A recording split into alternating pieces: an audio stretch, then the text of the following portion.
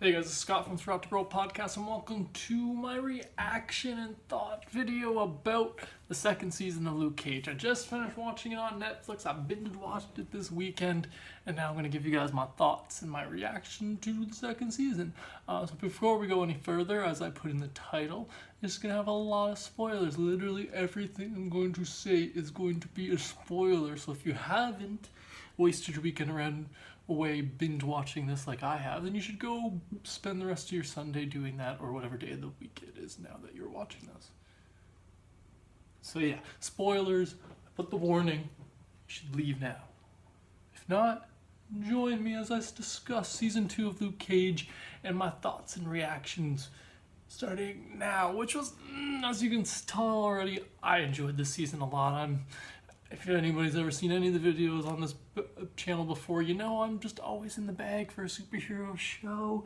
I love the Netflix ones, the Netflix Marvel ones, and this one I was just super excited for, and I was down to see it.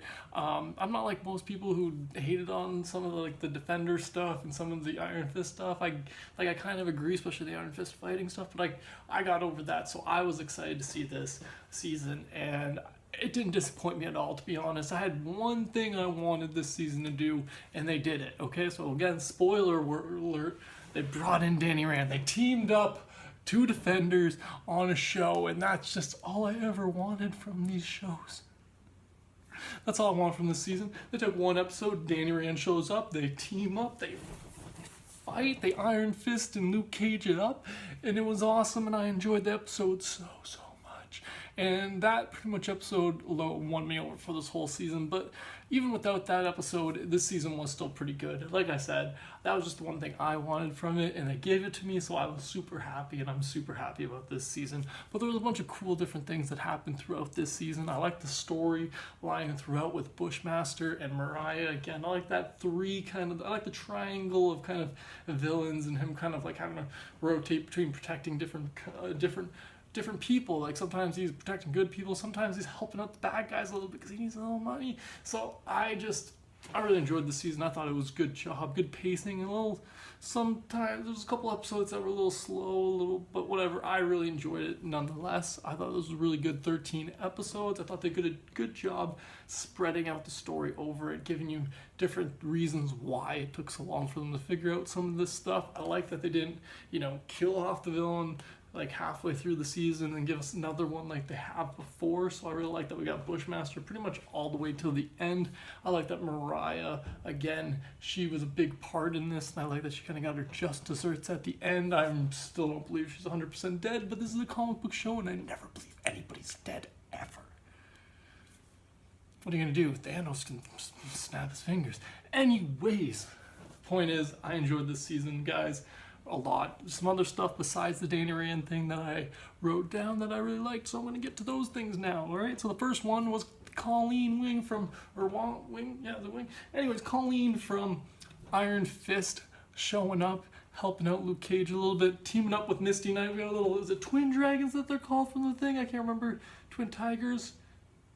I should have, damn it, I meant to look that up. I'm so bad when I do these videos, I forget to look things up. My point is, that was a really cool homage, the two of them teaming up, Misty and Colleen teaming up, kicking some butt, her kind of helping, Colleen helping Misty to overcome the fact that she was missing an arm, and to, kind of convince her to take the robot arm, which was also awesome. I'm always down for a robot arm. Give me more robot arms.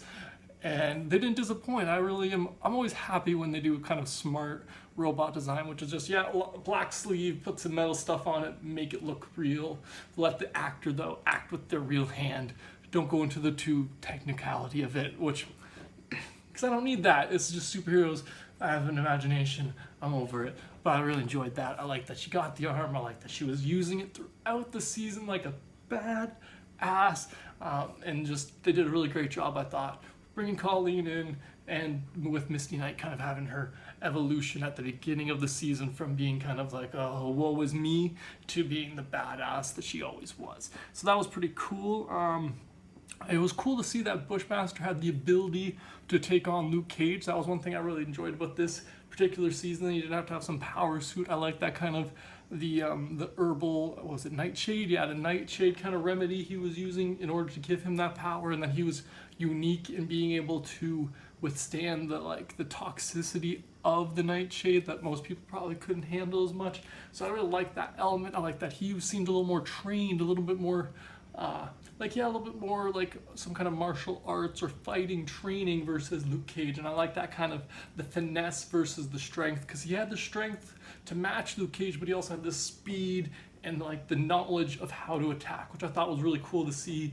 I'm always down to see the hero get knocked out. As much as I love seeing them kick butts, I always like to see them get knocked down so that they get back up. So it was really cool to see him be able to go toe to toe with Luke Cage throughout the season. I did think it was a little bit of a kind of punk move to do to just, sucker punch Luke in the middle of the street, but whatever, if that's how you get your pride and whatever. I ain't gonna say anything to that guy, which can't now anyways. I think he didn't die. Never mind. He's back in Jamaica, I think, is where he went off. Damn, I should have wrote that one down too. Next point that I did write down, though, was, as I already said, I like that they were referencing to Danny Rand throughout the beginning of this season. They were like, oh, why don't you call Danny? They said that line, why don't you call Danny? And I'm like, yes, why don't you call one of these other guys? Like, I get why you can't call Matt. You all think he's dead right now. Why not Jessica Jones or Danny? And then they brought Danny in to help him out. And Danny Rand, even the Iron Fist, seems like the Iron Fist he was supposed to be. And I personally believe that maybe this wasn't intentionally done, but I like that they kind of are retconning his character a little bit, saying that, he wasn't, during his first season, he was a little agitated. He wasn't at peace with himself, and that's why he wasn't 100% the Iron Fist. And I like that they brought him into this season, and you see that he's more at peace with himself, and that he can just, like that, light up the Iron Fist, and he has no problem with that.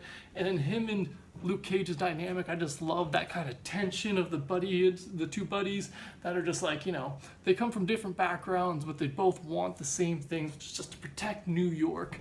And I just really love that team up. I like that they sparred a little bit. That was fun. And patty cake. Oh, I love that they called it patty cake. Iron Fist and the Power Man himself. Oh, it was great. I enjoyed it so much. Please give me more of this stuff, guys. More. The Daredevil season better have Jessica Jones kicking around, or Danny to come visit, something. I want more of these stuff. More, guys. Give me more. Anyways, on to the next point that I had written down. I thought the warehouse, right? I like that he said, I bought the building when they blew up a warehouse. So Danny Rand said, I bought the building using his millions or his billions of dollars for something good. I like that they put that little caveat in. It's fun. I like it as a kind of internet can't say nothing about them blowing up this building. Danny Rand bought it first. So I thought that was a little aha, we got you from the writers, which I always approve of those kind of things.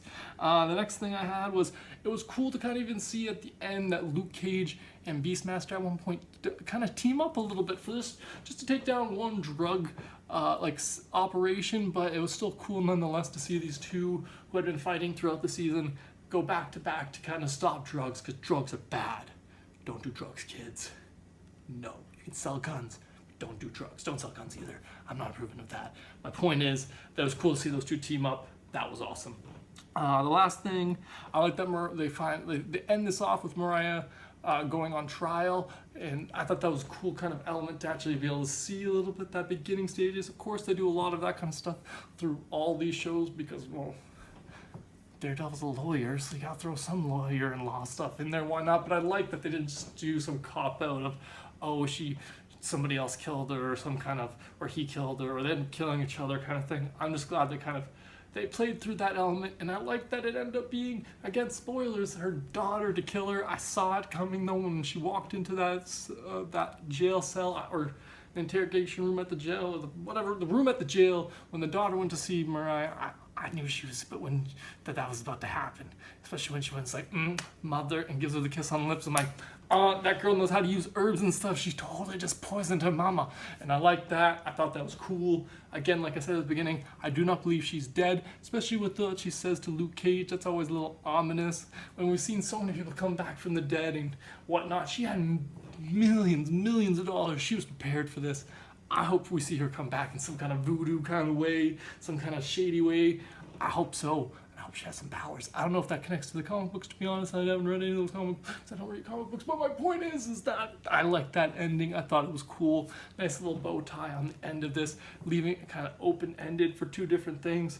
And then I don't know how I feel about this, but I kind of find it interesting, especially as a cliffhanger, which is we end off with Luke Cage getting Harlem's paradise from Mariah in her will, and then him becoming kind of the crime boss of Harlem. He says he's just kind of the sheriff, you know, trying to keep the peace, but it's pretty clear that we see at the end he's kind of a crime boss, and it's kind of weird kind of take that we see throughout this whole season, that he's kind of just, he's getting tired of all this stuff, and you see him pushing the limits more and more throughout the season, and we end off with him kind of almost going bad, not like completely, but like a little bit. He seems like a crime boss, especially with that line at the end, tell Claire to go home. Claire and him having split up at the beginning of the season. That's something I forgot to mention. That was one of my notes. But they had split up, and I like that element that they kind of split them off to kind of give him, so that she wasn't, you know, always kind of in the background like she tends to be. I like that they didn't just, you know, like try and force her into it. So I like that story, the conflict between them, him kind of going a little bit of the dark side, and her being like, no, don't. It's very Padme Anakin. I loved it. Not really at all, but still, I enjoyed it. I liked it. I'm a little kind of, you know, what's gonna happen? I want to see what's gonna happen next.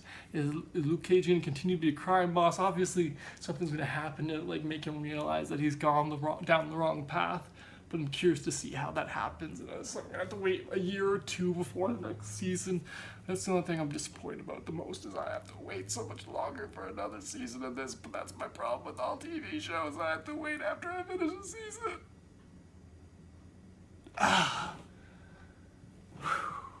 As you guys can see, I really enjoyed this season, and I really liked it. But that's all my thoughts and my reactions for season 2 of Luke Cage. Guys, let me know in the comments below what you guys thought of season 2 of Luke Cage. Do you agree? Do you disagree? What was your favorite part? What was your least favorite part? Let me know in the comments below. Thanks for joining me again this week. Just be sure to subscribe to the channel, and thanks for joining me. Have a good one.